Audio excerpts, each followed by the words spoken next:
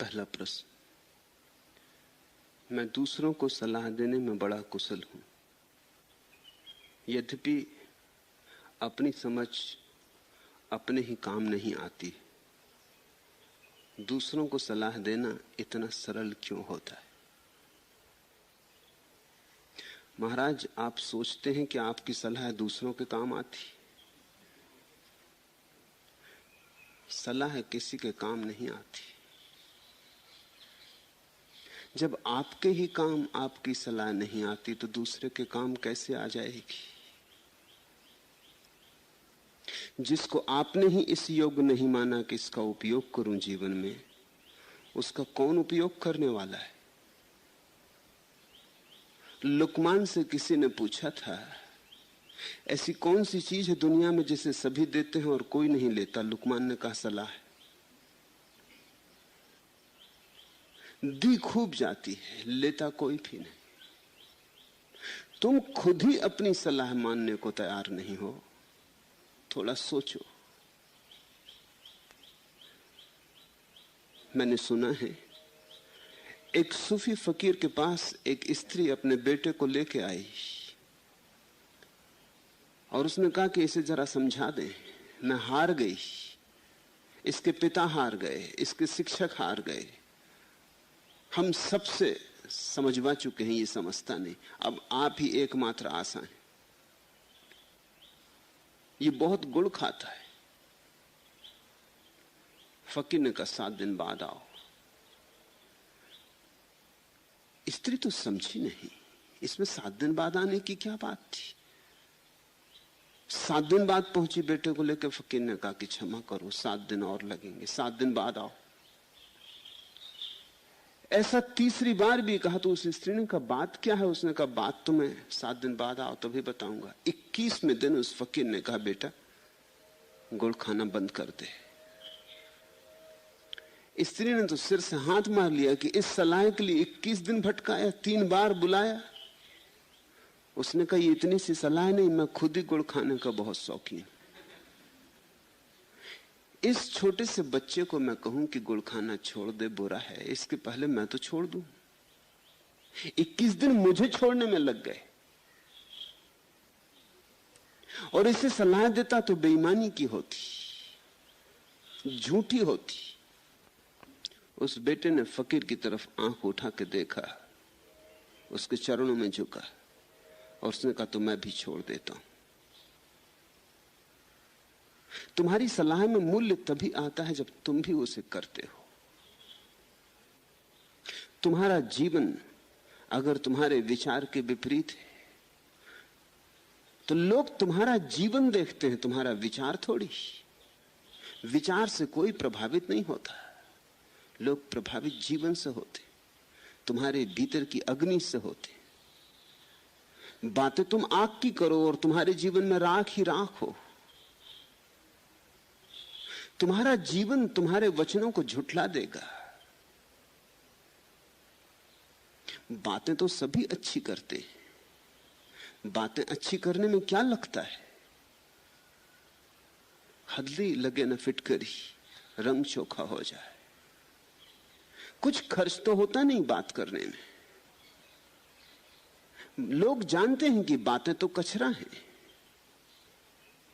और इस देश में तो और,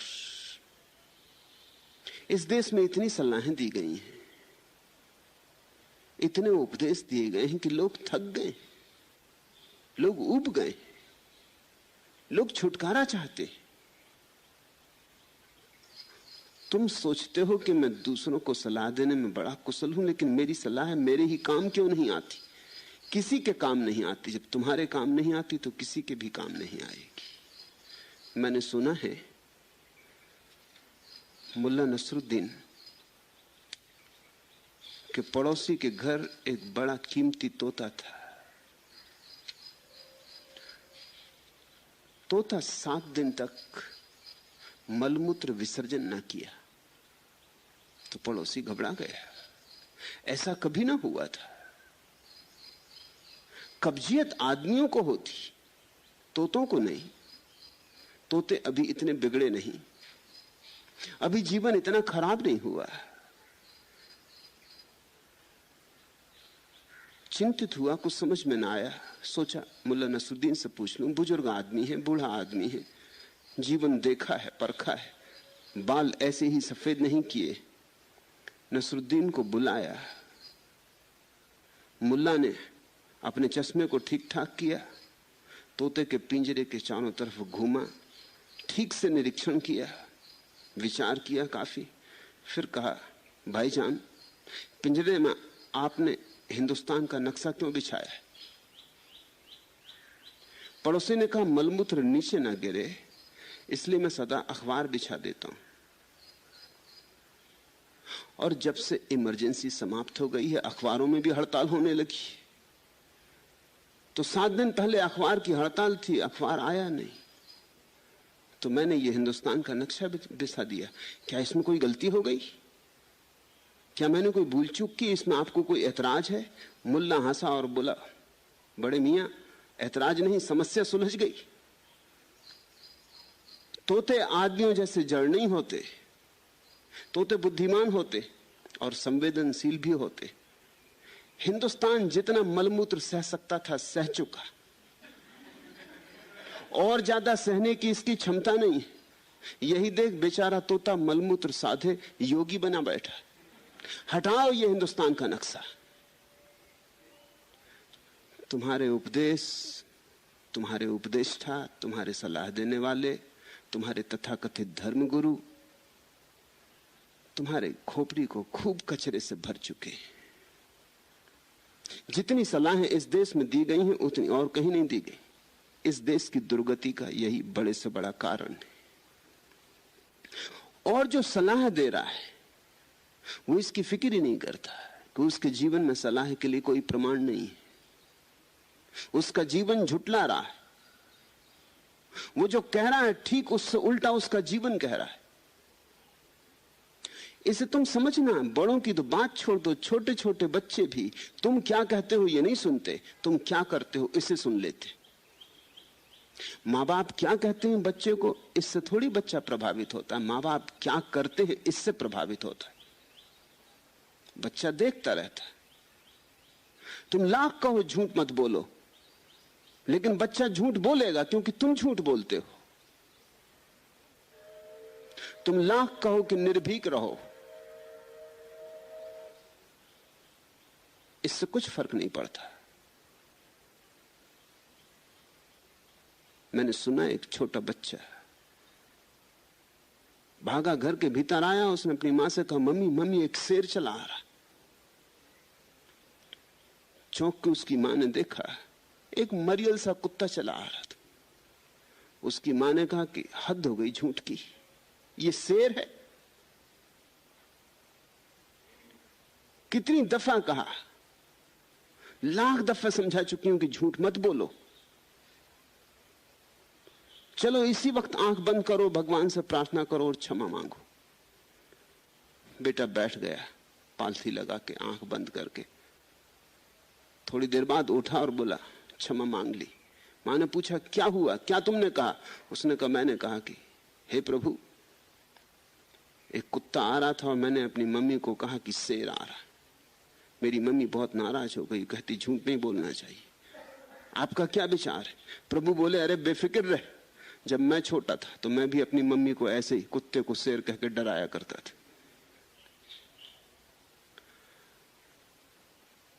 बच्चा जानता तुम्हारा ईश्वर भी झूठा।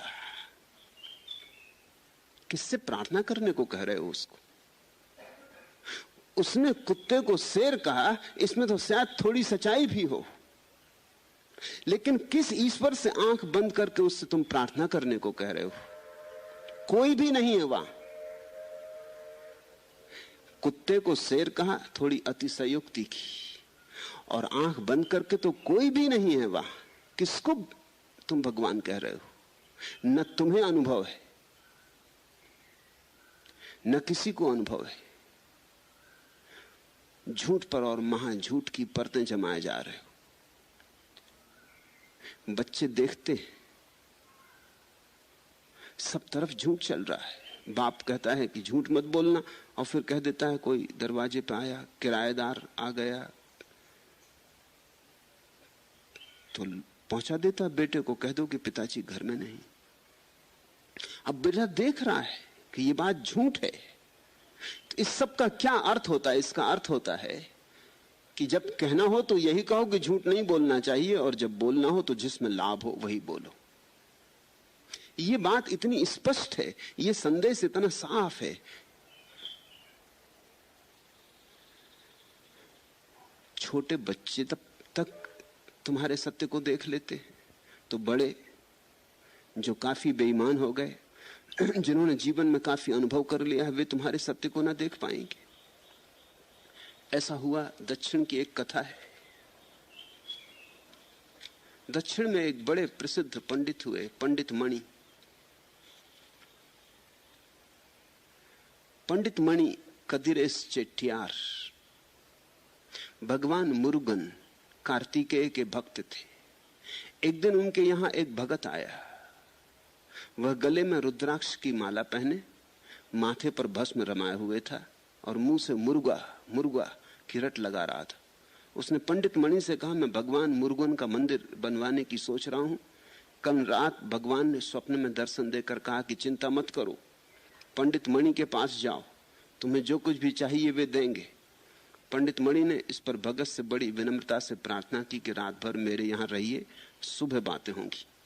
सबेर उन्होंने भगत को बुलाकर बताया, महाराज रात को भगवान ने मुझे भी दर्शन दिए और कहा कि सामने वह जो ताड़ है उसके नीचे 5 फुट की गहराई पर खजाना गड़ा हुआ है, उसे निकालकर भगत के हवाले कर दो। अगर वहां गुप्त खजाना न मिले तो भगत ने शंका की। महाराज पंडित मणि ने कहा, मुझे भी यही शंका हुई थी और मैंने हिम्मत करके भगवान मुरुगन से पूछ भी लिया। उन्होंने फौरन उत्तर दिया कि अगर वहां खजाना न मिले तो वहां भगत जी को गाड़ दो। यह सुनना था कि बगुला भगत लोटा सोटा उठाकर वहां से भाग गए।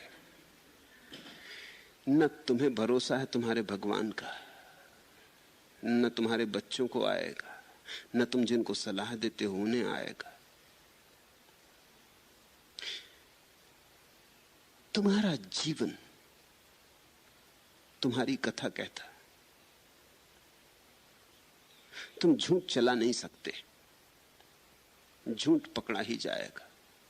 अब तुम कहते हो कि सलाह देने में मैं बड़ा कुशल हूं। ये कुशलता महंगी पड़ रही, ये कुशलता छोड़ो। इस कुशलता से किसी को लाभ नहीं हुआ, हालांकि तुम्हारा जीवन व्यर्थ जाएगा। इस कुशलता के कारण कोई तुम्हें कभी धन्यवाद नहीं देगा। लोग सिर्फ ऊबते होंगे तुम्हारी सलाह से, क्योंकि जब तक कोई सलाह मांगे नहीं तब तक देना मत, और जब कोई सलाह मांगे तो तभी देना जब तुम्हारे जीवंत अनुभव से निकलती हो, तो किसी के काम पड़े, तो किसी के जीवन में राह बने, तो किसी के अंधेरे में दिया जले। ये 2 कसौटी ख्याल रखना ना। पहले तो बिन मांगी सलाह देना मत, क्योंकि बिन मांगी सलाह कोई पसंद नहीं करता, अपमानजनक है। बिन मांगी सलाह का मतलब होता है कि तुम दूसरे को अज्ञानी सिद्ध करने की कोशिश कर रहे हो। दूसरे के अहंकार को चोट लगती है, वो तुमसे बदला लेगा। तुम्हारी सलाह से उसे तो कोई लाभ ना होगा, शायद तुम्हें हानि पहुंचाए। सलाह देने वालों को लोग माफ नहीं कर पाते। तो पहले तो बिन मांगी सलाह देना मत, और 100 में 99 सलाहें बिन मांगे दी जाती। फिर अगर कोई मांगे भी तो विचार कर लेना कि तुम्हारी अपनी अनुभूति क्या है। अपनी अनुभूति के विपरीत सलाह मत देना। अगर तुम ये 2 बातें करने में सफल हो जाओ तो ना तो तुम किसी को हानि पहुंचा सकोगे, ना तुम किसी का अपमान करोगे, ना तुम लोगों का मन व्यर्थ कचरे से भरोगे। ये कुशलता छोड़ो, ये कुशलता काम की नहीं है, ये गले में फांसी है तुम्हारे। और अगर ये 2 बातें तुमने ध्यान में रखी तो तुम्हारे जीवन में धीरे धीरे निखार आएगा, क्योंकि तुम वही करोगे जो कहोगे और वही कहोगे जो तुम करोगे। जब किसी व्यक्ति के जीवन में कृत्य में और विचार में तालमेल हो जाता तो परम संगीत पैदा होता है। नहीं तो ऐसा ही समझो कि तबला एक ढंग से बज रहा है और सितार एक ढंग से बज रहा है, दोनों में कोई तालमेल नहीं है। बेसुरापन है। ऐसे तुम्हारे विचार एक ढंग से चल रहे हैं और तुम्हारा जीवन एक ढंग से चल रहा है, दोनों में कोई तालमेल नहीं है। बैलगाड़ी में जूते बैल एक इस तरफ को जा रहा है, एक उस तरफ को जा रहा है, और बैलगाड़ी की दुर्दशा हुई जा रही है। जीवन में संगीत तभी पैदा होता है, शांति तभी पैदा होती है, सुख तभी पैदा होता है जब तुम्हारे विचार और जीवन में एक तालमेल होता है, एक सामंजस्य होता है, एक समन्वय होता है। वही कहो जो तुमने जाना हो। ईमानदार बनो। अगर तुमने ईश्वर को नहीं जाना है तो भूल के किसी से मत कहना कि ईश्वर है, कहना कि मैं खोजता हूं, अभी मुझे मिला नहीं। तो कैसे कहूं? मिल जाएगा तो निवेदन करूंगा, या इसके पहले तुम्हें मिल जाए तो मुझ पर दया करना, मुझे खबर देना। अपने छोटे बच्चों से भी यही कहना कि ईश्वर को खोजता हूं, अभी मुझे मिला नहीं। बेटे शायद तुझे मिल जाए, मुझसे पहले मिल जाए, कौन जाने। तो मुझे याद रखना, मुझे बता देना। तेरा पिता अभी भी अंधेरे में, तेरी मां अभी भी भटकती। काश तुम अपने बच्चों के प्रति इतने सच्चे हो सको, अपने पड़ोसियों के प्रति इतने सच्चे हो सको, अपने मित्र परिजनों के प्रति इतने सच्चे हो सको। तुम सोचते हो तुम्हारे जीवन में कैसी ना सुगंध आ जाएगी, कैसे ना तुम सुंदर हो उठोगे। ये कुशलता छोड़िए और सबसे पहले तो जो तुम किसी से कहने चले हो उसे परखो, जांचो, उसे जीवन की कसौटी पे कसो, वो सच भी है। हां, तुम्हें लगे कि सच है, तुम्हें उससे रस मिले, तुम्हारे जीवन में आनंद बहे, तुम्हारे जीवन में थोड़ी रोशनी हो, थोड़ा साफ साफ दिखने लगे, तुम्हारी आंखों का धुंधलका मिटे, फिर तुम जरूर कह देना। स्वभावता जब तुम्हें दिखाई पड़ेगा तो जिन्हें तुम प्रेम करते हो उनसे तुम निवेदन करना चाहोगे। लेकिन अभी तो अक्सर यही होता है कि तुम दूसरों को सलाह इसलिए देते हो सिर्फ यही सिद्ध करने को कि मैं तुमसे ज्यादा ज्ञानी हूं, मुझे ज्यादा पता है।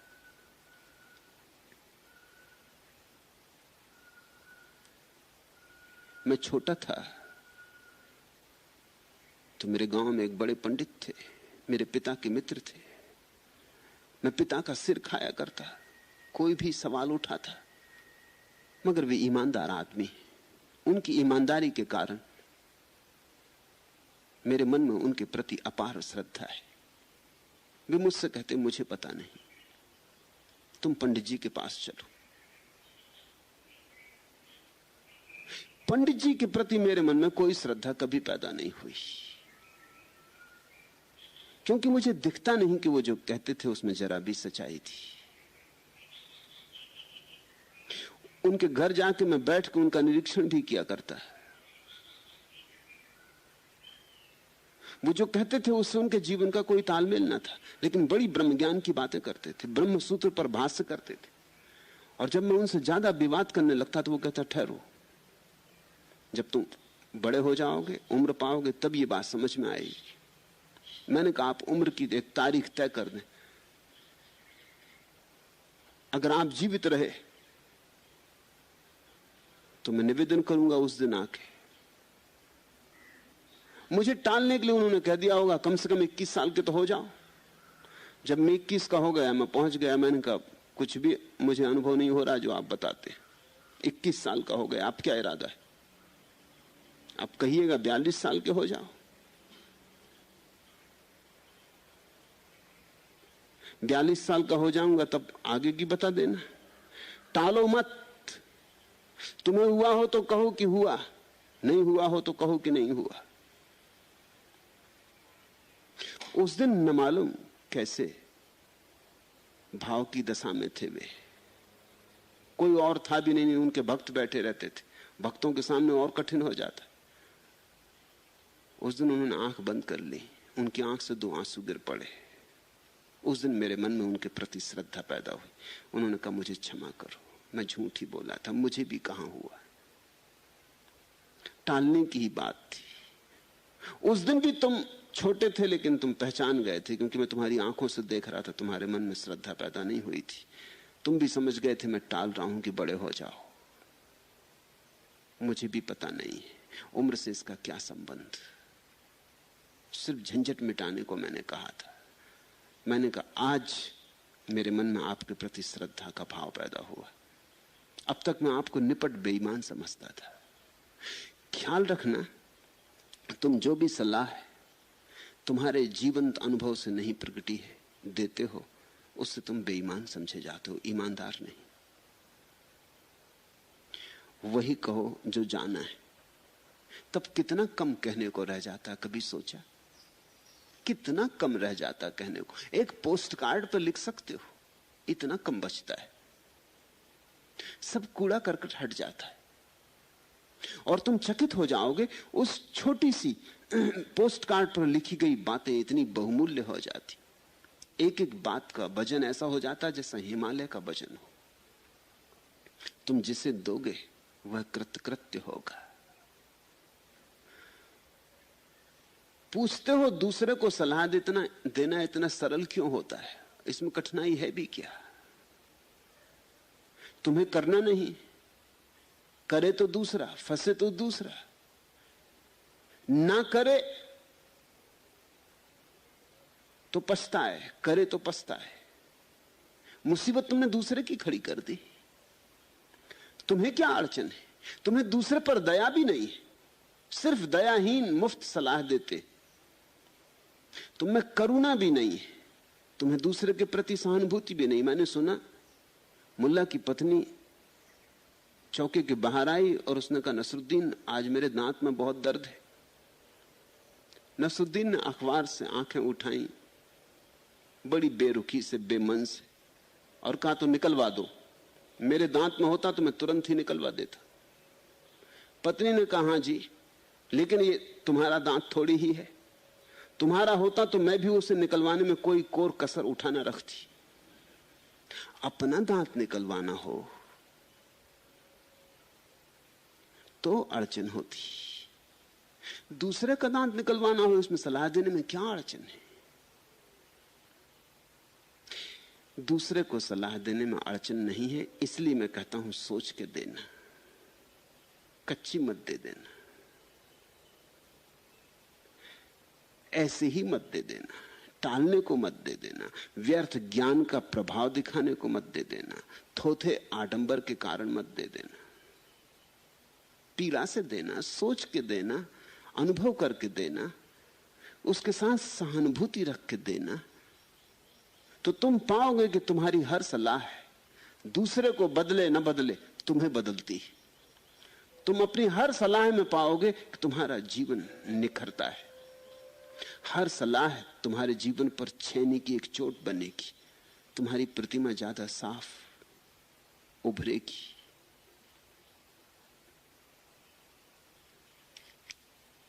भीड़ में ऐसे कोई इंसान की बातें करे जैसे पत्थर के बुतों में जान की बातें करे।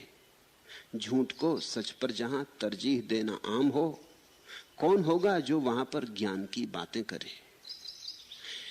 है तो खुश फहमी महज लेकिन बहुत बहस से फायदा, है तो खुश फहमी महज लेकिन बहस से फायदा। सांप ग्रस्तों से कोई वरदान की बातें करे।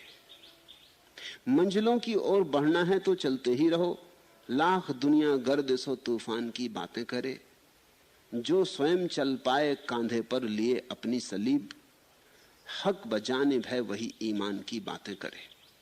जब तक अपने कंधे पर अपनी सूली लेकर तुम न चले हो, तब तक ईमान की बातें करना ही मत। जब तक धर्म के रास्ते पर तुमने तकलीफ ना उठाई हो, तब तक धर्म की बात करना ही मत। जब तक प्रभु के चरणों में तुमने अपना सिर काट के ना चढ़ाया हो, तब तक प्रभु अनुभव की बात करना ही मत। जब तक अपने मन को राख करके समाप्त न कर दिया हो, तब तक ध्यान समाधि की बात करना ही मत। जो स्वयं चल पाए कांधे पर लिए अपनी सलीब, हक बजाने भय वही ईमान की बातें करे। तब तुम्हें हक मिलता है, नहीं तो गैर अधिकार बात है, हिंसा है। इसे रोको, इसे छोड़ो, इस जाल को तो तुम जब कह रहे हो बड़े बल से, तब भी तुम्हारे भीतर की निर्बलता साफ जाहिर होती, तुम लड़खड़ा रहे हो। तुम कह रहे हो श्रद्धा की बात और भीतर संदेह खड़ा है। इस श्रद्धा में श्रद्धा जैसा कुछ भी नहीं है।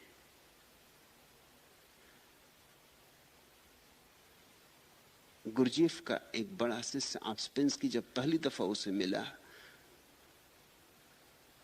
तो गुरजीफ ने आस्पेंस्की से कहा, ये कोरा कागज है, इस पर तू एक तरफ लिख ला कि क्या तू जानता है और दूसरी तरफ लिख ला कि क्या तू नहीं जानता है। आस्पेंस्की ने कहा, क्यों? तो गुरजीफ ने कहा, ताकि जो तू जानता है उसकी बात हम कभी ना करेंगे। जब तू जानता ही है तो उसकी हम बात क्यों करें? जो तू नहीं जानता उसकी बात करेंगे। जो तू नहीं जानता वो मैं जनाने की कोशिश करूंगा, जो तू जानता है वो समाप्त हो गई बात। सोचते हो किस कठिनाई में पड़ गया होगा आस्पेंस्की। ले तो लिया कागज हाथ में, बगल की कोठरी में चला गया। सर्द रात थी और बर्फ पड़ रही थी बाहर, लेकिन उसे पसीना आने लगा। कलम तो उठा ली लेकिन लिखने को कुछ न सूझे, क्या जानता हूं। और आज बात बड़ी महंगी थी, सस्ती नहीं थी, क्योंकि एक दफा लिख दिया इस कागज पर। वो तो जानता है गुरजीएफ को कि वो आदमी ऐसा है कि अगर लिख दिया कि ईश्वर को जानता हूं तो फिर ईश्वर की बात ना करेगा। लिख दिया कि ध्यान को जानता हूं तो फिर ध्यान की बात ना करेगा। लिख दिया कि प्रेम को जानता हूं तो फिर प्रेम की बात ना करेगा। आज बड़ी कठिन थी बात, बड़ी कठिन घड़ी थी, महंगा था ये सौदा। आज सोच के ही लिखना था। खूब सोचने लगा, प्रेम को जानता हूं, ध्यान को जानता हूं, धर्म को जानता हूं, ईश्वर को, आत्मा को क्या जानता हूं। उसने बड़ी किताबें लिखी थी इसके पहले आस्पेंस्की ने, जगत ख्याति थी उसकी। गुरजीएफ को तो कोई जानता भी ना था, एक गरीब फकीर। लेकिन आस्पेंस्की जगत ख्यात था। उसकी किताबें सारी दुनिया में थी, अनेक भाषाओं में अनुवादित हो चुकी थी। लोग उसे ज्ञानी की तरह मानते थे। ये ज्ञानी लेकिन आदमी ईमानदार रहा होगा। एक घंटे भर बाद वापस आया, इसने कोरा कागज गुरजीएफ के हाथ